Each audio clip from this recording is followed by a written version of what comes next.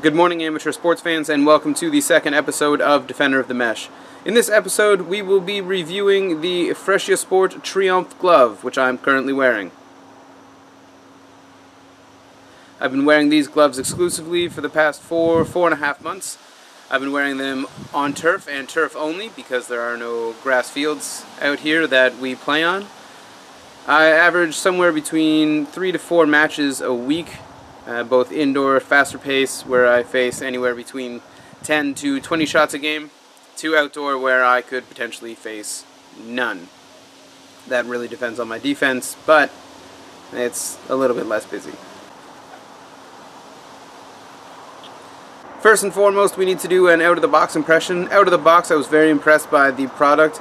It looked very sharp, very flashy.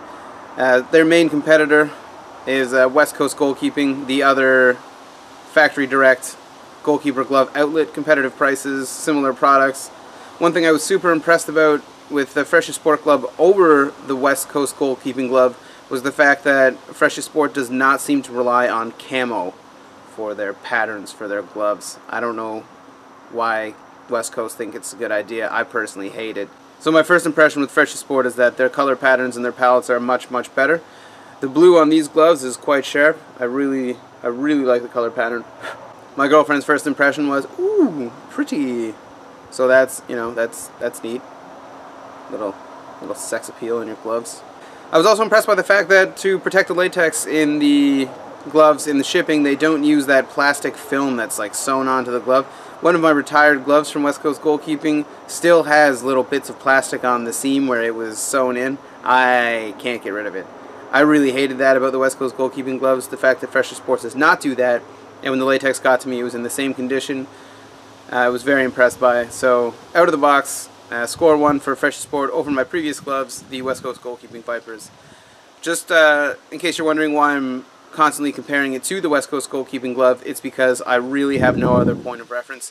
I was wearing Sells gloves before, but they were ridiculous. I don't know, I guess they were pro gloves, but I didn't like them at all. I also really didn't like the price point at $125. No thank you. So with these gloves, I did a little experiment. Because I was asked to review them when they were sent to me, I haven't washed them since I got them. And not even one time have I washed them.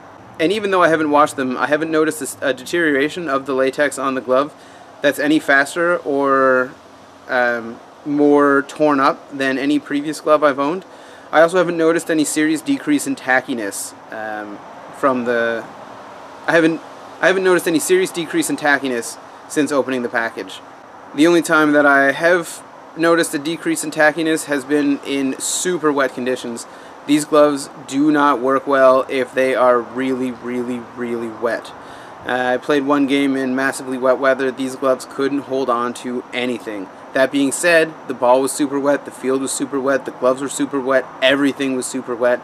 I feel like even if I had been wearing duct tape on my hands or contact cement and the ball was covered in contact cement, I still would have had issues in that game. I don't think that's related to the glove, but I haven't been able to duplicate those scenarios or recreate the scenarios, so that's a one-time test, so it's anecdotal and not really scientifically valid.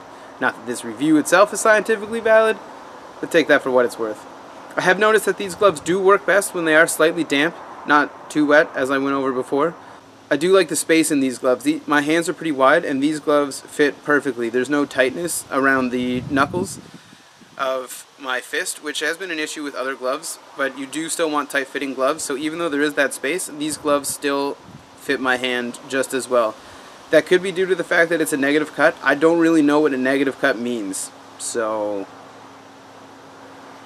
you know, there's that. Second, these gloves are very well ventilated, so if you are playing in the cold, you will notice that your hands are getting cold. But due to the width in the palm of the hand, or not the palm, sorry, the back of the hand, where their logo is, you are able to fit hot pockets.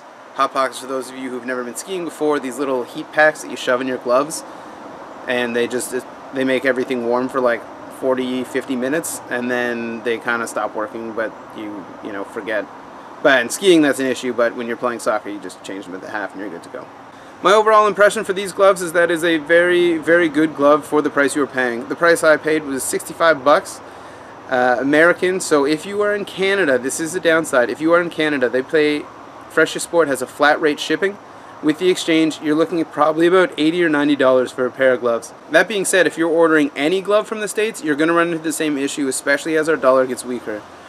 Freccia Sport, I believe, is looking into getting a not flat rate international shipping, so it would be more if you live in England and less if you live in Canada, because it wouldn't need to go as far.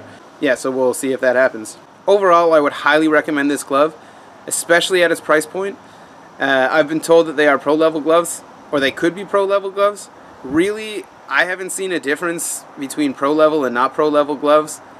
And based on how hard some of the guys in my league shoot, and compared to how hard I'm assuming the pros shoot, I honestly don't know how Newer and Hart and them don't always have broken hands.